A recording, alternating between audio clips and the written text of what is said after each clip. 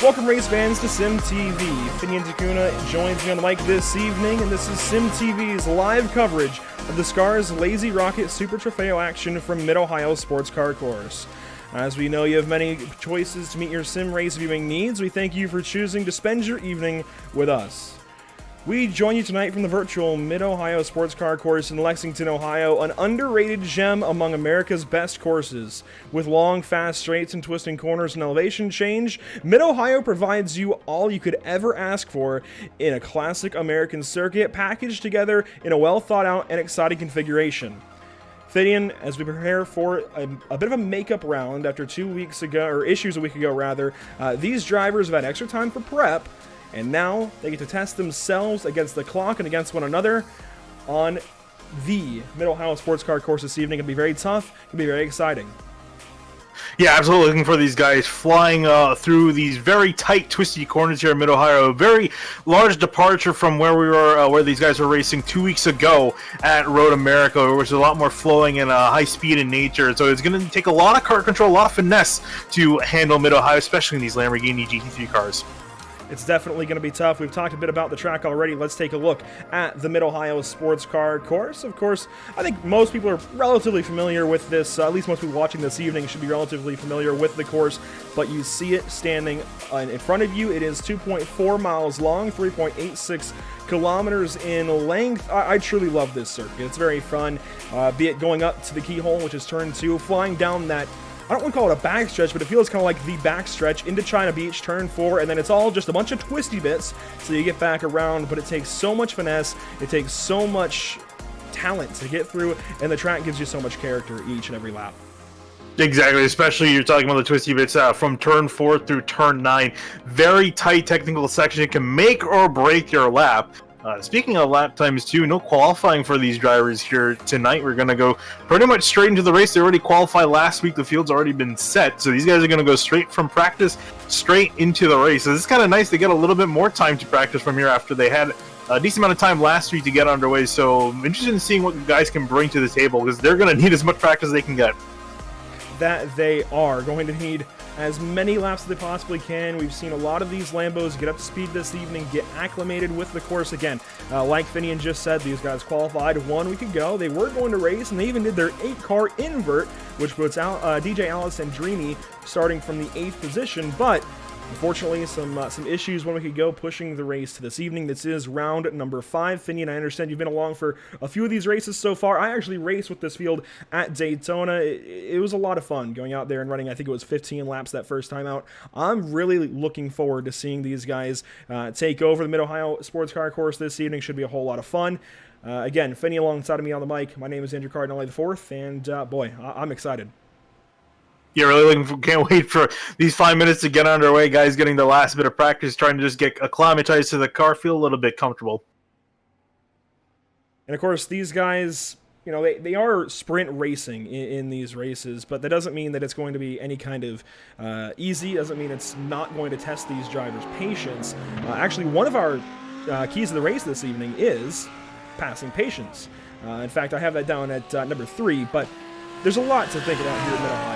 There's every one of these corners that is a unique challenge around this place. You've got to mind the keyhole on lap 1. I think that's your first thing. Then you've got to think about track limits as you go into China Beach and start to work through 4, 5, 6. You got some elevation changes, which could definitely upset the TC in these Lamborghinis. And then at that point, you're going to start to think about passing. That's where passing patience comes in. You've got to be patient. You've got to set up passes.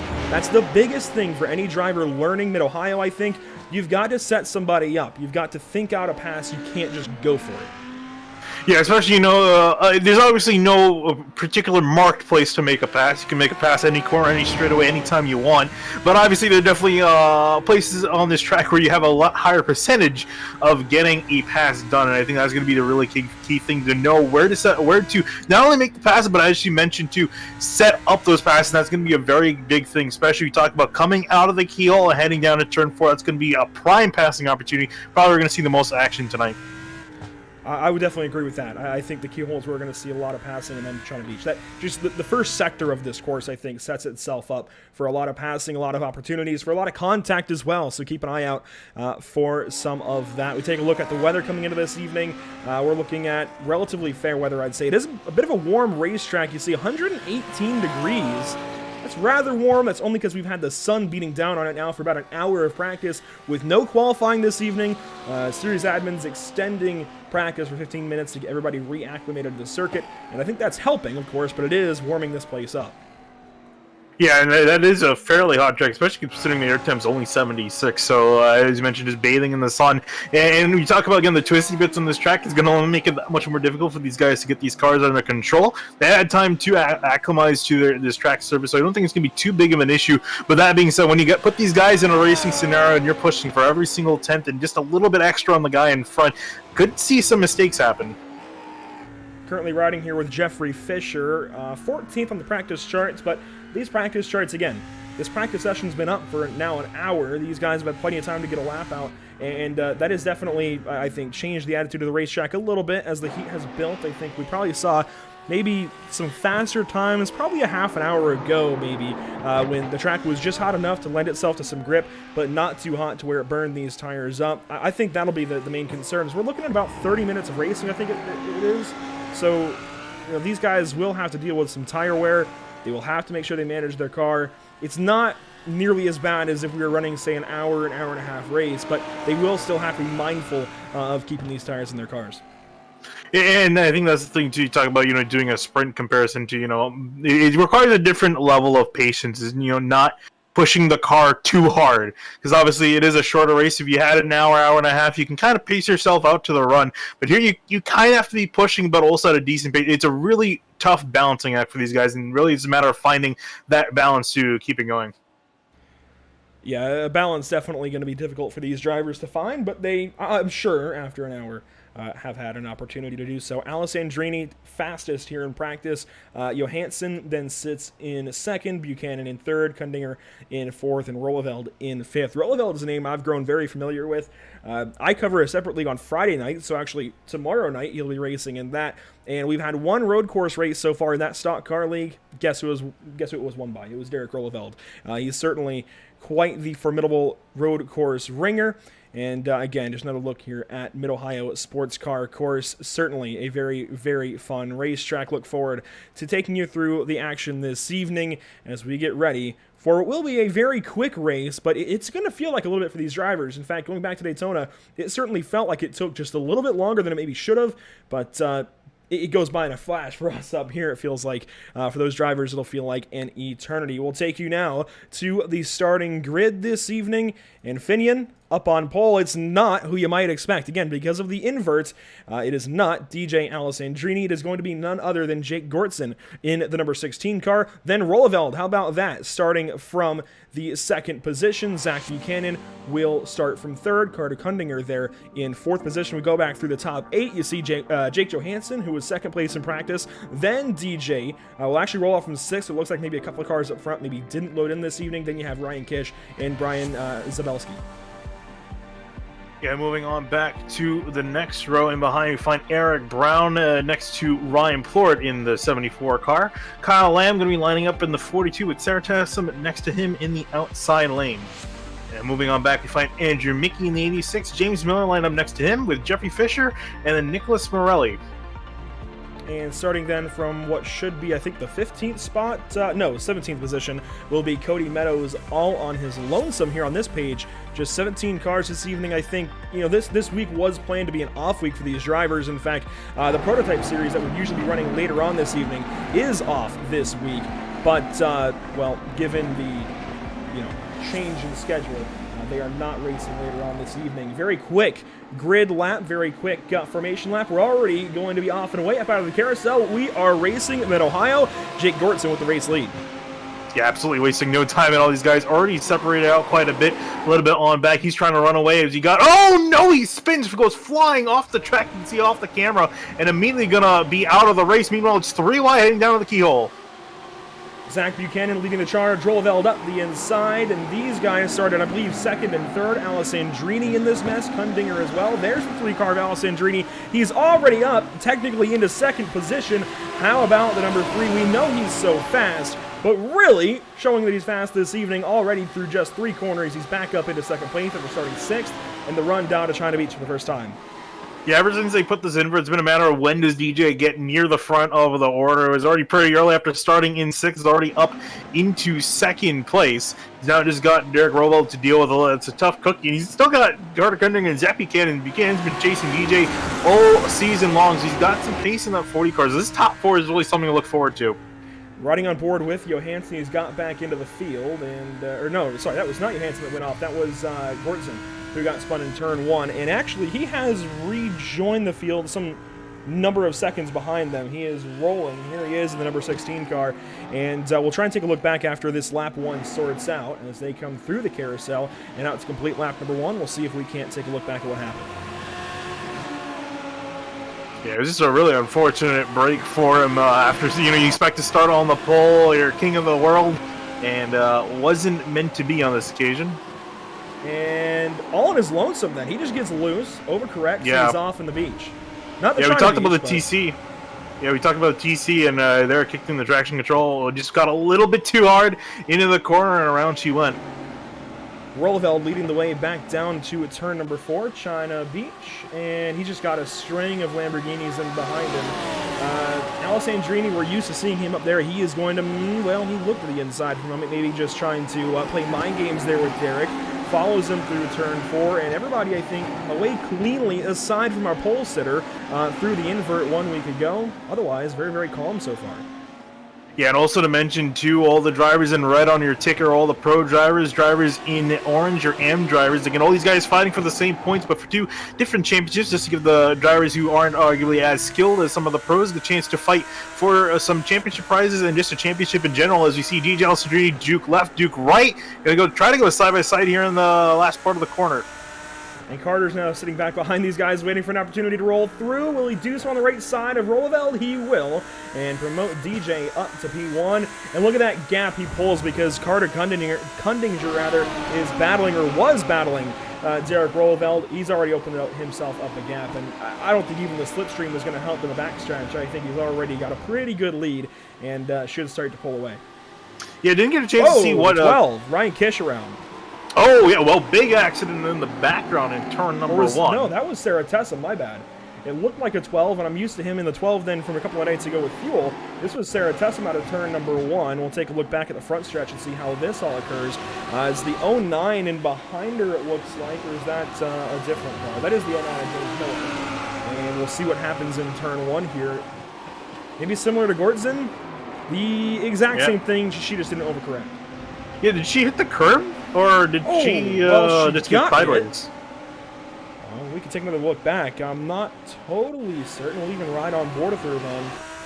Boy, she got clobbered after all that, didn't she? That was. Yeah, I was gonna say that definitely sent her sideways. That massive hit. No curb. No, did it go loose? Wow. Because usually that curb is the culprit in a lot of turn 1 spins, but on 2 occasions we've seen just people just going just a little bit too hard, back end stepping out. She's now in the pit lane, likely done for this race, but, I mean, might get back out there and run some laps, try and collect some extra points. Looking back at our race leaders now to complete what will be lap number 3, and Alessandrini already has over a half second over Carter Kundinger. It's relatively close here. AOD Racing's number 02 keeping some pressure on DJ. And, I mean, he is a pro for a reason. He's in the same class as DJ because he's got some pace. But, I mean, it's DJ Alessandrini. Very familiar here with Sim TV. I mean, he's just got so much talent. That said, I think back to Daytona, he definitely made some mistakes. I think that was kind of a wake-up call there, maybe for DJ. We've seen him be, I guess, not so bulletproof before. We could see a mistake out of him, but right now, I think this is where these guys are going to start to settle in. I had a race recently where we were talking about, in fact, this was down at Charlotte Motor Speedway for Winter Heat, talking about a 6-lap race having kind of a mid-race feel. Even in these sprint races, you've got to get into a nice little groove and just get through the race because you've got to get to the end if you want a chance to win. So these guys maybe trying to find a groove right here, settle in for a minute before they start to attack. Yeah, I'm curious to see, if anyone in the bag, maybe Buchanan, he's finished second to DJ in both races that I covered at Long Beach and Road America. So I think he started to finishing second place. Arguably, he doesn't want to finish fourth. We like to be in that P1 spot for a change. And he was doing really well at Road America, made a mistake in the later parts of the race, and that essentially handed over DJ the lead and therefore the win. And he was kicking himself after that. So trying to see if he can get past Robo at the moment, who's holding him up. They're losing time to both the leaders, Kundinger and Alcindrini, breaking away at a similar pace from these two. Yeah, and Carter's keeping relative, I guess, proximity to DJ, but starting to fall back a little bit. The gap you can see on the left side of your screen starting to get closer to a second, but still staying within that slipstream down this backstretch was very important. I say that, he abuses those track limits, goes off just a little bit, and that's going to hurt his time for the lap, and of course, hurt his ability to use that draft down this long straightaway, the best drafting opportunity you have. And, if you bring Spec Miatas here, for example, this is oh so important here at Mid-Ohio. It's maybe a little bit less important in a Lamborghini, but you still want to make sure that you can use that draft down that straightaway. I'd imagine there's a good bit of downforce on these GT3 cars, so you definitely want to make sure that you can break that, I guess, air resistance. There we go, when you can. Yeah, and really for Kundinger, he just made a mistake, clipped the corner, hit the curbs the wrong way, back end stepped out a little bit, and then just wasn't able to get the corner. And the lap prior, he actually was only a few thousandths of a second off of DJ's lap. The last lap was 3/10, and I think this might be a little bit more, as you see Buchanan struggling to find a way around. It's so tight around Mid-Ohio, but you see him trying to set up here now, coming onto the front straightaway out of the final corner. He got a little bit of a run, but after turn one's where you can really start making some moves. Yeah, of course, you have that run to the keyhole that we've already talked about. Then you have the run out of the keyhole down to China Beach, and Buchanan a bit wide takes out those cones. What do those cones ever do to you, Zach? That is a great looking number 40, though. that gold really shines, but it's got a few cone marks now on the front end of his car. We'll continue here through turn number 2 in this 3-car fight. I want to take a look back through the field a little bit before we come back up to the race leaders. And one battle I was looking at is here with James Miller. We got Kyle Lamb and Ryan Plord in this little trio. And I mean, I say trio, it's a line of race cars with some spacing in between. It looks like Lamb, one of those Project 2 guys. He's got a very similar paint to Zach Buchanan, it looks like. For which driver, sorry? The 42 car here. I mean, it looks, yeah, that's got to be teammates with Zach Buchanan. It looks like the exact. Oh, yes. So I believe it is Buchanan, Ryan Kish, Kyle Lamb, and Sarah Tessam. They're all on the same team. So Kyle Lamb sitting in the 10th position currently. Sarah Tessam, the only car out of this race. In fact, we'll check back in with our points, or sorry, not a points leader, our pole sitter. There we go. Jake Gortzen, who brought us to the green flag in turn 1, had that overcorrection. Thankfully, the car looking okay. I don't recall, actually, if we have a fast repair in this series or not. If he does, he may have... No, he's not used that. I think he just got lucky with the way he backed the car into the fence. I don't see any damage on it right now, and he's riding along. He's got a big gap up to Andrew Mickey. It looks like about 6 seconds, but that certainly can be made up. You definitely can. I mean, he's gonna be kicking himself for finishing fairly far back down the order. But I mean, nothing he can do at this point except try to make the best of a bad situation. I think he's gonna be pushing as much as he can to try to get at least maybe 1 or 2 more positions before this race is over. And flashing back up to that battle here with Lamb on Miller. This again would be for the 9th position as Lamb sits in 10th. Ryan Ford behind them is 11th spot. And a bit of a lighter field, I'd say, here at Mid-Ohio, allowing for these guys maybe a chance to move up in the points over some drivers that might not be in attendance. I know we were looking at, let me pull the grid back up before coming into this evening. We had, I think, 27 cars initially on the grid, so a few maybe with the schedule change, not able to make it. That's unfortunate, but it gives these guys all an opportunity to make up some ground. Yeah, there is a drop week, so it's not going to be completely at a disadvantage for the people missing this race. However, not taking the drop week, you have a chance of making up some spots from just a good amount of people being absent. Just in general, when you start off, you might be in a better finishing position than you would have thought. So, guys trying to make the most of that opportunity, giving them just get a leg up in the points, and looking at it too, coming in for the overall championship, including the pros and the AM drivers. It's Mickey Shabalski and James Miller, your top 3 in those standings. And then looking at the it is Alcindrini, Buchanan, Kundinger, your top 3 in the Arwell standings. At AM Cup, it's Andrew Mickey, Brian Shabalski, and James Miller in the AM Cup standings. That's battling here for third as Buchanan finally gets that pass made. And what do you say we take a look at the replay of this one? We've got to. This is out of turn number 1. We'll head down to the keyhole here. And let's go on board with Buchanan then and see exactly how he works on by the 38 car.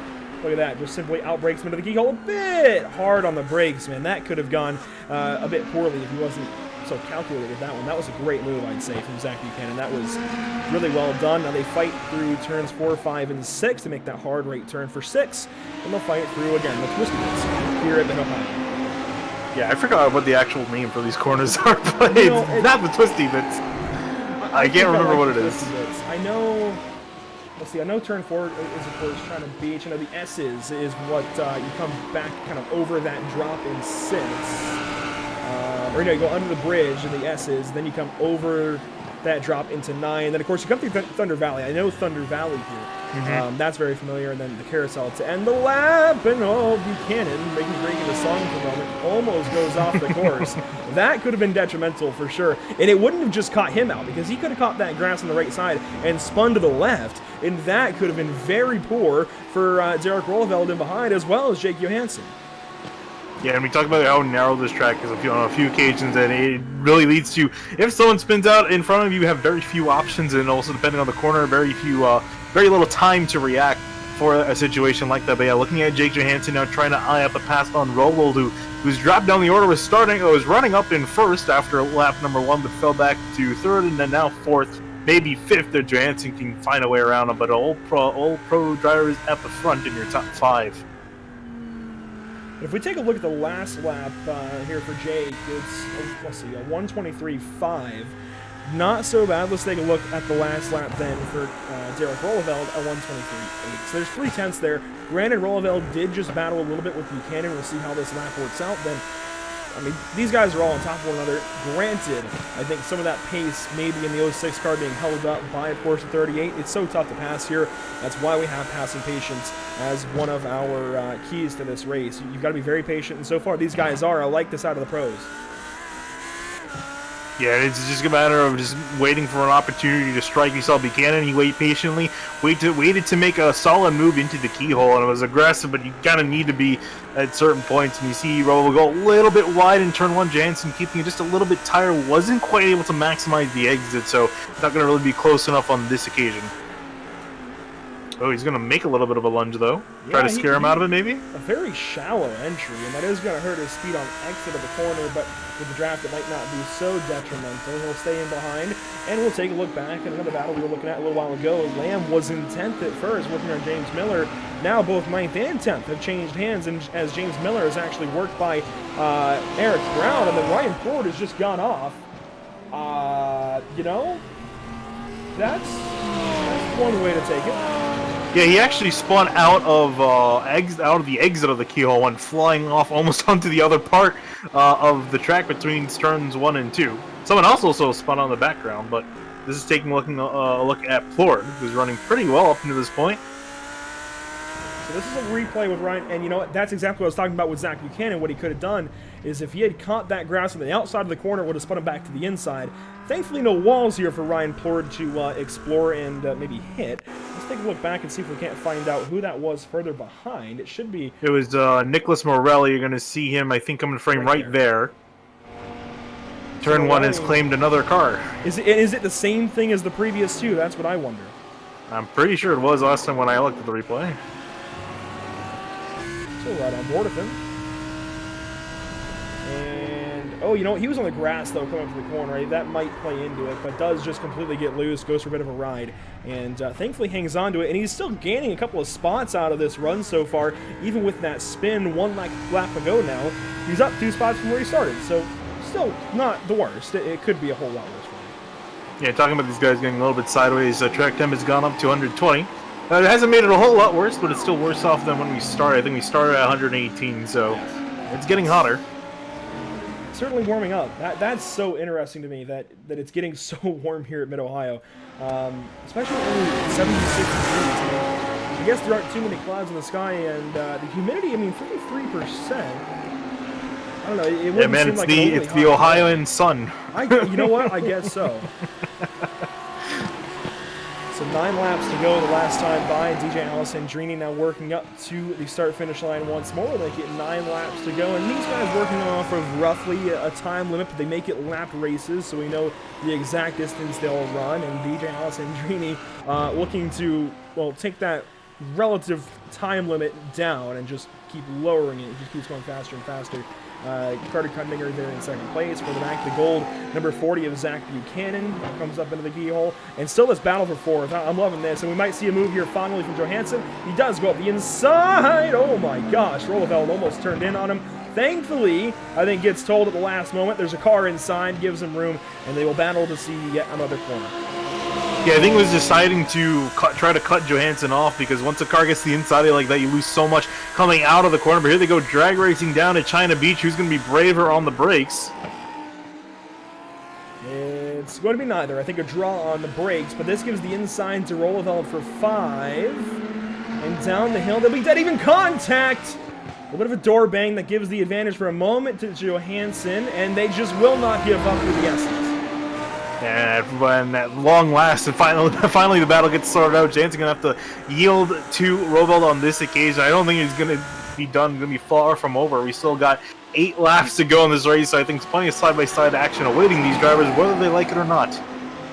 And the interesting thing to me, Finian, and these guys are not racing for an AM win or anything. They are pros, and they're not even racing for a pro win. They're back here for 4th and 5th, just fighting for almost bragging rights at that point. There's only 5 pros this evening, and I mean, they could sort it out pretty nicely. It's probably, what, a 1-point difference, but they don't want to give that point up. Rolleveld wants to fight for everything he can get, and I think that's something we see reflected when I cover him on Friday nights as well in the LTAC Cup Series. He's definitely a bit aggressive when he knows he's got a car to contend. Yeah, also looking at these in the point standings, these guys are pretty close as well. Jack Johansson sitting 5th in the overall standings with Rolleveld back in 7th. So they're trying to fight over who's going to finish ahead of one another in the standings as well. In the bigger picture of things, and then also on the track here too. Here's see how long it's going to be before Johansson makes a charge. He's going to knock a few cones out of the way before he does. You're not missing anything up front, but we do actually, after these guys sort things out here in China Beach, we want to take a look back at the AM lead, because Zawalski has company from Kish and Miller, and this is very, very close actually between these 3 as they run through turns 4 and 5. Zawalski here in 6th place overall, but leading the AM category, then Kish and Miller, and they've got some 2.5 seconds back to Lamb. They've got some time to battle, but they've got to be very, very careful about scrubbing that time away. Yeah, we talked about, for the point standings right now. Currently, it's Andrew Mickey in the AM Cup lead ahead of Shabelski. Shabelski looking at taking the AM Cup win, with Mickey all the way back in 16th. So we talked about, trying to take advantage here of this race with fewer cars in it. And Shabelski going to be at the top of the AM standings, or looking to be, if he can get a solid finish done. He's got, again, Ryan Kish and James Moe breathing down his neck. And these guys have closed up in the last few laps. They all kind of slowly accordioning together, but now it's the tough part. Catching is one thing, passing is another, and it's somewhat difficult. It's not impossible, but it definitely takes a lot of setting up, a lot of planning. We've just had a mistake out of Zach Buchanan. He suddenly got company into the keyhole. He's got Rolleveld around the outside, but powering back to position number 3 on the inside. They'll have a drag race down the backstretch. We'll take a moment before seeing what happened to Zach in turn number 1, but suddenly losing a lot of time. We have a 3-car battle once more. We'll take a look from it. Or at it from Johansson's perspective into turn 4. He lives early, doesn't want to be a part of this just yet, but I'm sure he'll try and file through. We've been seeing him battle so long with Rolleveld now, even a bit of door-to-door contact. He wants to get by the 38. Yeah, tried to follow Buchanan on through, didn't work. Tried to do an over-under in turn 5 on Rolleveld. That didn't work as well, so he's going to pretty much be back where he started. Buchanan going to breathe a little bit of a sigh of relief because he was able to hold on to the 3rd place spot. And you'll never guess what corner he had a little bit of an incident in. Oh, I saw the effects of it. It should be here in turn number 1. Let's see if we can't find out or exactly take a look at it. Here we go. So this will be down the front stretch momentarily. Here's Zach Buchanan. Right to the edge of the track there, out of the final corner and in turn 1. Let's see what happens. It's loose. Imagine that. Ooh, and it wasn't as dramatic. Yeah, it wasn't as dramatic as some of the other wrecks. So he just sent a few cones into orbit. And then you see Rolleveld and Johansson able to break on down and come back at him, but not able to do anything. Rolleveld, though, still back on him as he Buchanan ran a little bit wide, punted a few more cones into orbit. I think SpaceX is probably going to look at hiring him at some point. With Rolleveld and Buchanan still breathing on his neck. So we got a 3-way battle here for 3rd place, and then also still that 3-way battle for 6th going on as well. Yeah, so that battle has changed up. Miller is worked on by both Kish and Zabelski, and if they don't contact Zach Buchanan, they might want to take a look here at Ryan Kish running a bit of a NASA paint on that number 11. Hey. I like it. Actually, we had a league on Monday where I was doing social media for us, and that paint was being used by a driver in that as well. So when I saw that out there, I was like, I know exactly what this is, and I just had to think of the pun. You gave it right to me, and boy, I ran with it. Kyle Lamb joining these guys as well. 4 cars now battling, starting to battle rather for the AM win if they can get up there. I like James D. Miller's chances, though. He's run up to these guys and passed them. Remember, he was battling in 9th spot earlier with Lamb, and now he's gone up and passed several cars, including Eric Brown, Zabelski, and Ryan Kish now. So that 09 car certainly has pace. Yeah, and also taking a look at the standings one more time for Miller, he was coming to this round, he was 1 point behind Zabelski, so should be walking out here with the points lead after this round. So that's just how close it is between all these drivers. Zabelski still not out of the picture just yet, although Miller and Kish slowly extending that gap out. I mean, as you mentioned too, Kyle Lamb waiting in the wings to make a pass. So watching them from high above the Mid-Ohio Sports Car course, that was through turn number 1 and down to turn number 2, also known as the keyhole, and not a whole lot happening there. You also see that battle still evolving with Buchanan that scrolled across the bottom side of the screen. Zabelski's got company, though. Lamb is suddenly on that number 12 car, and this will be a battle before too long. Yeah, trying to use some sort of slipstream heading down towards turn number 4. Very deep on the brakes. But he did give some space. He wasn't as aggressive as I thought he might have been. It does seem like these guys have a lot of front downforce possibly packed on. We've seen a lot of aggressive braking zones from these drivers. Of course, they're working all with a fixed setup. Oh, Carter Kundinger, sorry to cut you off. Carter Kundinger slowed through Thunder Valley, and Zach Buchanan making move. They make contact, oh, no! And Kundinger going flying off into the carousel. Thankfully, stays on 4 wheels after a brief trip on 2. Buchanan, he's going to give it back, though. I like that from Zach Buchanan. He knew what happened as soon as it did happen. Let's take a look back. Yeah, this started with Carter Kundinger making a mistake out of the S's here. You see him cut a little bit of grass. Going to get unsettled for this next part and go around. And enter Zach Buchanan to the chat. He's going to come up on these guys, on Carter here momentarily, and is just going to run right up to the O2. They'll be side by side to the back end of Thunder Valley. And it's hard to say who's at fault. I think that's a racing deal, so that really makes me like that move then from Buchanan to give that up. Yeah, I think he just felt it was at fault. And again, we talked about, there's ideal corners to pass, some where it's tougher to do, and I think Zach just felt like he threw it in a little bit hard. He did come out a little bit wide, so I think he just felt, it was a good guy move just to give the spot back. Doesn't want to race people dirty like that. It's just stuff you like to see. So then they're still both not out of the picture just yet. I think Carter Kunninger's car is relatively okay. I don't see any damage on that machine. So he's going to continue on chasing. The nose is damaged. I'd imagine that'd be from the contact. He'll probably slam it back down. He'll be slamming that splitter on the ground, but looks mostly okay.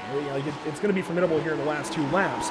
But DJ Alessandrini, meanwhile, already has taken 2 laps to go, and Rolleveld and such are only come to the carousel. So that is the gap, 15 seconds between DJ and Derek Rolleveld for 2nd place. He's got company still from the 06 of Johansson. For the back, here's James D. Miller. He's got the AM lead, and that battle for the back with Zabelski and Lamb. It has not fizzled out just yet.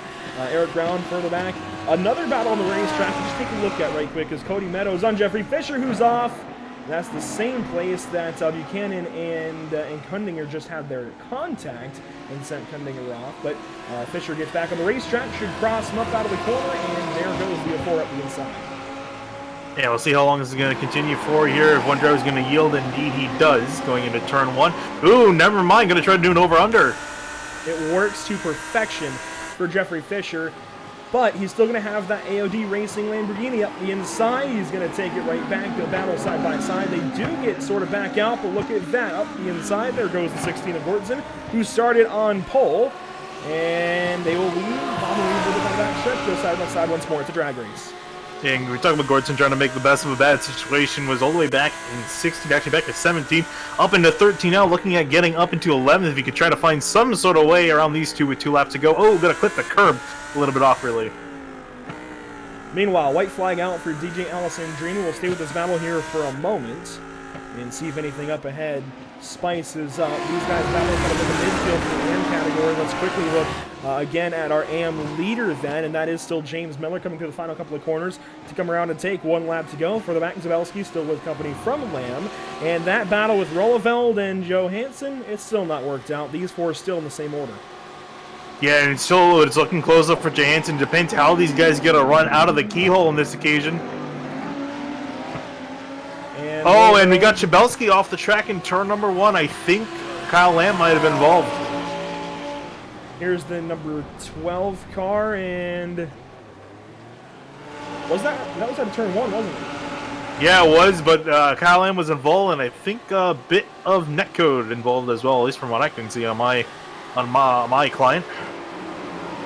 Well, that sorts itself out. Here is DJ Alessandrini headed through Thunder Valley for the final time this evening, and Finian, it's been a flawless run. I mean, he's been all on his own for most of the race. Hate to put it that way on Carter Kundinger and the rest of the field, but quite simply, DJ took the race lead just a couple laps into this one. He'll come out of turn number 13, and he is a race winner at the Mid-Ohio Sports Car Course. Gets this one done, and dusted. Here's number 38 of Rolleveld in second place here in the pro category. Can Johansson do anything in the final couple of corners? I don't think so. He's too far back. Yeah, just a little too far back. Still going to be a solid third-place finish, and Rovo is probably going to be very happy. He's looking at finishing back in 5th out of the pro drivers, but was able to, just after all the rest of them making mistakes, able to get a 2nd place in. Here is your AM winner. That is none other than James D. Miller. He's held the lead for the last several laps. Here's Zabelski after that issue earlier on. He's trying to chase back down to get back up to Jeffrey Fisher for an extra spot. This would be for 10th overall, and I think, looks like 5th spot in the AM field. Can't quite get it. He'll finish 6th. Then in class, comes across the line and takes that spot. No, must be a penalty there for Fisher because, no, it did sort out. Fisher for a moment dropped on my time against scoring down behind Zabelski, but it sorted itself back out. Behind them was Meadows, Morelli, Plord, Gortzen, and Mickey. Unfortunately, dead last in the field, but it looks like he did complete all laps, I believe. Yes, he did. Yeah, it does look like he did. I guess decided also bring a trip down pit lane. Had nose damage, significant nose damage to that car all race, so wasn't a particularly good one for Mickey in the 86 car. Well, yeah, and he caught Sarah Tesson earlier on in that race, and that did injure in. But hey, that gave the advantage, I'd say, to James D. Miller. He was back in that area, and he comes through to get the AM win. Wait on some drivers to talk, of course. Yeah, and actually, while we're waiting, if we could take a look back at what happened with Chabelski and Lamb. Yes. Because Chabelski not too happy with what happened. Again, is in the fight for a champion for the AM Cup championship and can't afford losses like this. So I'm curious to see what happened to him because he's running really well up into that point. And so this is that replay here with Kyle Lamb coming up on Brian Zabelski. This is into turn 1, finally makes the move. This was taking, a right or 2 to go, and there was definitely some netcode there. Yeah, it was the white flag going into, after they took the white flag going into turn 1, so I was just curious to see if it was only on my thing that I was seeing the netcode, but also you're appearing on yours as well, so it's unfortunate because that definitely wouldn't have happened. And Lamb was saying too that he was nowhere near him, and we could see right there on the replay showing that he was indeed nowhere close to him gaining the space. So it's unfortunate set of circumstances, but that's just the internet. Unfortunately, sometimes it works really well, and other times it doesn't. And I'm not so sure that's necessarily the best passing opportunity here at Mid-Ohio, but it comes down to the final lap, and you just want to get that pass finally. You're sitting behind a guy for several laps, and you're starting to get a little bit desperate to get that position, so I think, understand it at that point. We will drag in we'll start off with our pro race winner. It's going to be DJ Alessandrini, and I actually can't drag him in here, so if you would do the honors, Vivian. Yes, I will. Hey, filling in, it has its little quirks, but DJ Alessandrini picking up a race win here in the pro category. How's that number 3 car? Well, how did that number 3 car feel? This is gonna sound weird, but at some point during the race, I realized the Lamborghini feels exactly like my Grid Life Touring Cup Civic, and I know that sounds weird that a Honda Civic feels like a Lamborghini, but I think the Lamborghini is just a fancy Honda Civic, guys. I mean, that's one way to put it. Maybe not how I would have described it, but hey, maybe I can drive your Civic one day and I'll know. It certainly totally feels. know. What's that? I said you'll totally know after you go for a spin in the Civic. Well, certainly I think is a pretty good feeling race car, but of course you don't have all the tools you might usually have to work with in one of these Lamborghinis. Working with kind of a spec setup here in the Super Trofeo division of SCRS, and it seems like it's fitting you so far. It seems like you're just fast no matter what you get in. Is there anything maybe that limits a driver that can maybe make the most out of a car? Is there anything that maybe limits a driver like that when you are working with kind of a spec setup? I mean, you just adjust in different ways. The skill level is still going to be the skill level. So maybe if it was open setup, like it would just be easier to. I don't even want to say easier. It would just be more enjoyable to drive. Basically, I think like the amount of pace you're going to be able to get out of the car is going to be the pace that you can get out of the car. I think just opening up the setup just allows people to adjust things that maybe would make the car easier for them. But I think when you're at a certain skill level, you're going to be able to drive the car no matter what. And then you just have to play with the tools that you have. Like I was changing brake bias dynamically throughout the lap for different sections of the track just to get the most out of the car, because that's the only thing I could adjust. So you just deal with the tools that you got. Well, there you go. Now we move forward to Watkins Glen in what should be 1 week's time. Now that we didn't have the off week this week, how do you feel going up to New York with this car? I've never really driven Watkins Glen in a fast car before. I've only taken laps in it in a Miata, so that will be fun to figure out in a faster car. Historically, for me, Watkins Glen, the only fun section of the track to me was the bus stop, and then you just gotta wait 2 minutes to get to the bus stop again. So, worst case scenario, I just wait less than 2 minutes this time around because the car's faster. Well, those might be fighting words if Kyle Heyer hears them, but... oh, he knows. Okay, well, there we go. He knows exactly where I stand at Watkins Glen. A big win here for you, DJ. Who do you have to thank? Who do you have to shout out? I'd like to shout out you guys coming out and streaming this tonight. Didn't even realize there was going to be a stream until I sat down at the rig tonight. So thanks to you and Finian for being here. Thank you for that. It's going to make some good popcorn eating later when I throw it up on the TV. And just like to thank my friends that hang out in the Discord and just honestly just make life better. Life's better with friends. Absolutely. There you go. DJ, have a great night. Congratulations on your win. Thanks. Appreciate it. There's DJ Alessandrini. Finian, I'll move it down to you with Derek Rolleveld finishing second in this race. Yeah, Derek Roll doing a fantastic job. Didn't look like he was going to end up in second place near the start of those races. Derek, you kind of were up a little bit down the order as far as the pro cars are concerned, and then back up the order. Walk us through how your night went.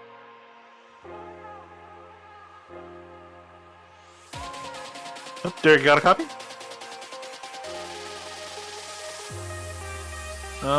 Doesn't look like we have... Oh, I saw a little bit of flashing. Derek, you there? Yep. There you are. Did you hear the question? Well, my night was pretty good. With the invert, I ended up getting a good starting position and had a really good start. I mean, I think I messed up a bit on the pace lap there to get the greatest jump, but it's always nice when the guy in front of you messes up the first turn, so I was able to lead that first lap, and then from there it was just battling to keep the faster guys behind me, which I guess I was mildly successful with. Yeah, we saw it too. I think out of the top five, other than DJ, I think you probably made the least mistakes. So do you think there was anything that you were doing differently in particular that helped keep your car more on track than anyone else? Or do you think it was just you're just driving a little bit calmer? Yeah, I was just trying not to push it too much. I mean, I know the setup wasn't the greatest for this track this week. It was really easy for it to jump out from under me, so I was just trying to be easy and trying not to overdrive the turns and get off into the grass on the exits like some of these guys were doing. All right, well, that was Derek Rovell, your second place finisher. Derek, thanks for talking to us, and good luck to seeing you next week at Watkins Glen. So we're going to next week. All right, thanks, guys. And so that's Derek Rolleveld finishing second on the evening. Certainly a hard-fought battle there. He had a lot of drivers to contend with, one of those being Jake Johansson in the number 06. Jake, how was your evening?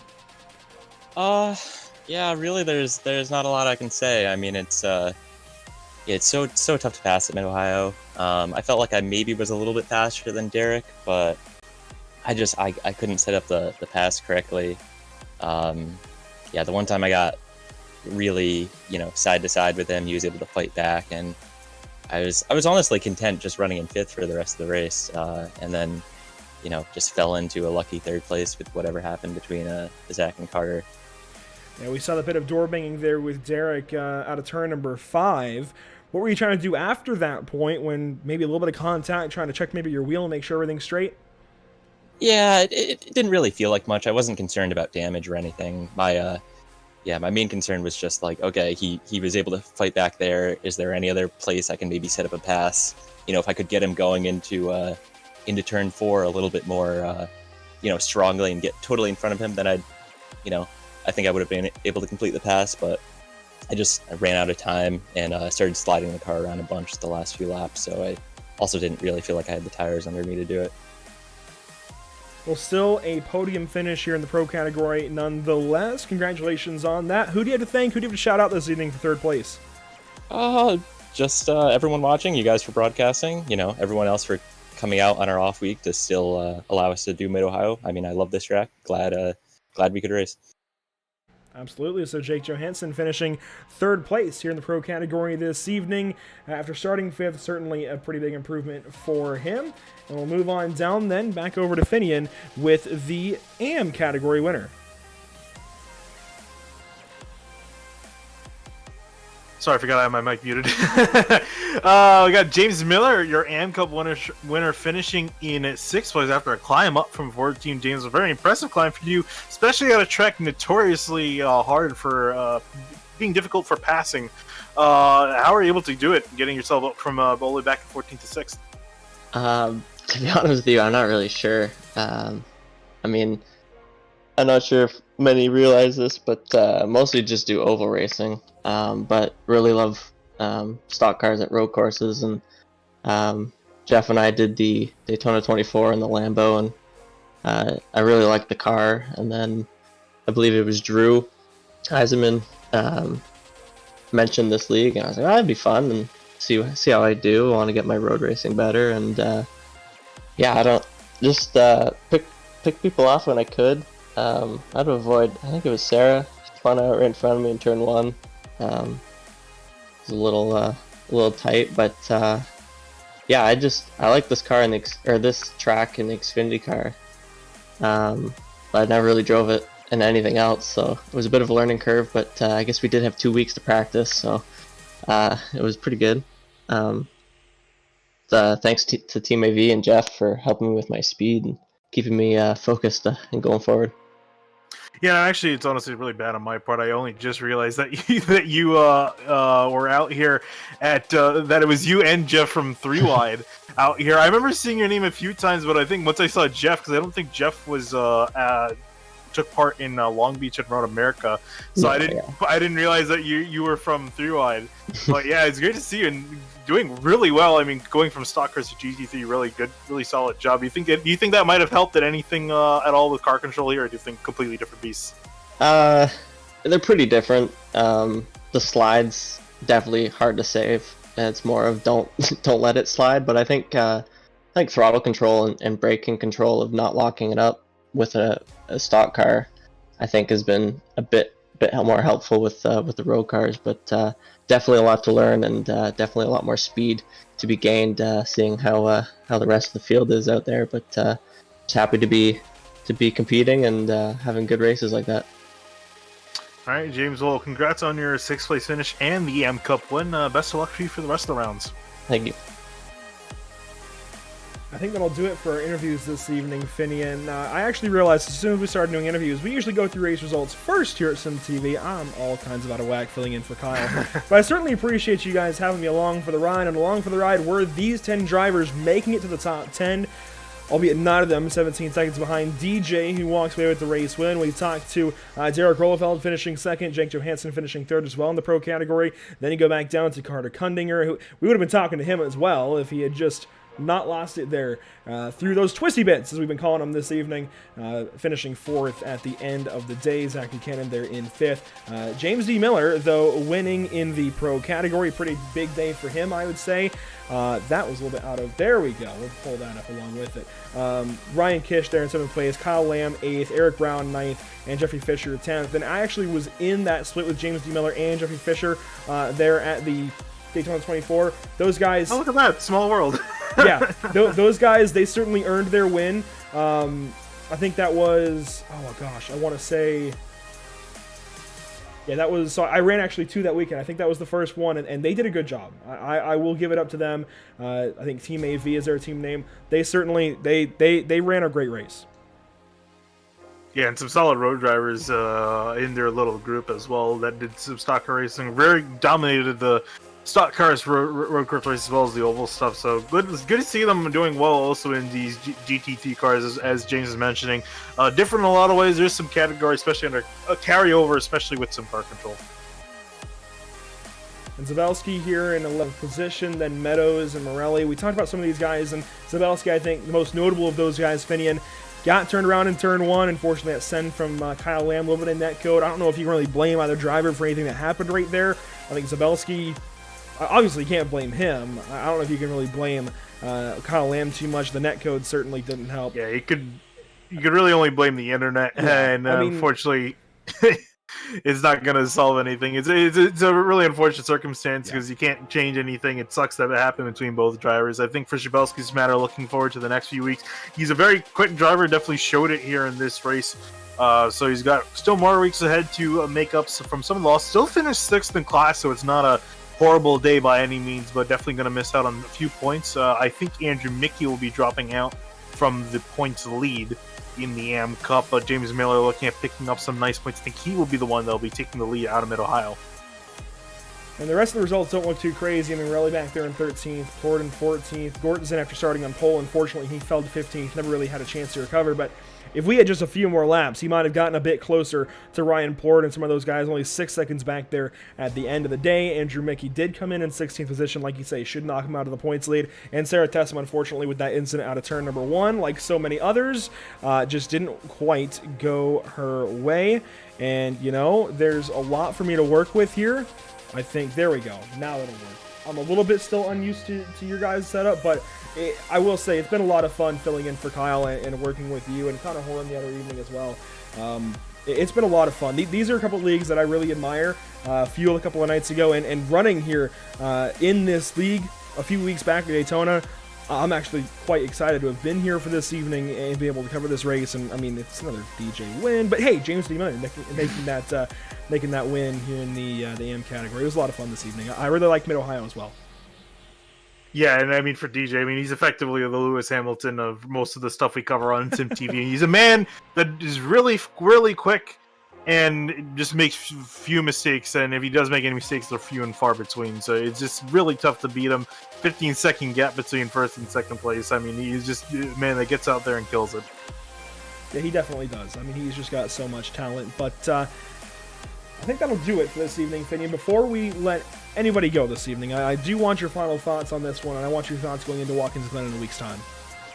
Yeah, looking forward to seeing these guys get back out there. Hopefully have a few more cars. I'm hoping that the guys that missed out on this week can get back to racing at Watkins Glen. It's going to be another change in kind of Watkins Glen, more similar to Road America and the way it just kind of flows. A lot more high-speed corners in comparison to Mid-Ohio. So I think for a lot of drivers, it's going to be a little bit easier to navigate around the track. They don't have to deal with turn 1 at Mid-Ohio. Turn 1 at Watkins Glen is a different beast in itself. So looking forward to seeing them tackle that track. Yeah, a lot of corners to watch out for. Of course, turn 1 is just a big one. Each and every lap off the start, it's certainly treacherous, and then each and every lap, it's one of your main passing opportunities. The S's, I think, depending on how this setup is, we might see a few cars lose it through the S's based on how we were seeing them lose it tonight in turn 1 here at Mid-Ohio. We'll see how that goes. The bus stop is going to be ever so crucial. I'm not sure if they're running the boot next week or not. I'd imagine so, which means the boot always, I think, throws cars for a loop just because, quite literally and figuratively, just because it's so, I don't know, it's a little bit deceptive when you go through what would it be, the toe of the boot, where there's a little bit of camber in the racetrack. It feels like it'll hold it, and then suddenly you come up out of the corner and you're spinning out. Going down to the heel, it's kind of a passing opportunity, but it gets really, really narrow, really, really quick. Very tight, slow section of the racetrack to rejoin the rest of the course and head down to the final corners. A lot of great corners to look forward to at Watkins Glen. I certainly admire it, and I'm not just saying that to make Kyle happy with me this evening. Finian, it was great to join you this evening. It was great to be back working with you guys here at SimTV. I always look forward to it when I get the opportunity, and certainly another fun evening. That does conclude our coverage this evening, however, from Mid-Ohio Sports Car Course of the SCRS LazyRocket Super Trofeo, round number 5. Got a whole lot of racing still to look forward to this season. And normally we'd have prototypes coming up this evening. Normally these interviews would go a whole lot quicker. We'd be immediately ready for prototypes. No prototypes this evening since this is an off week, making up last week's event. So make sure you tune in next week for both Lamborghini Super Trofeo and prototype action from Watkins Glen International. We at SimTV thank you for tuning in and joining us for tonight's action.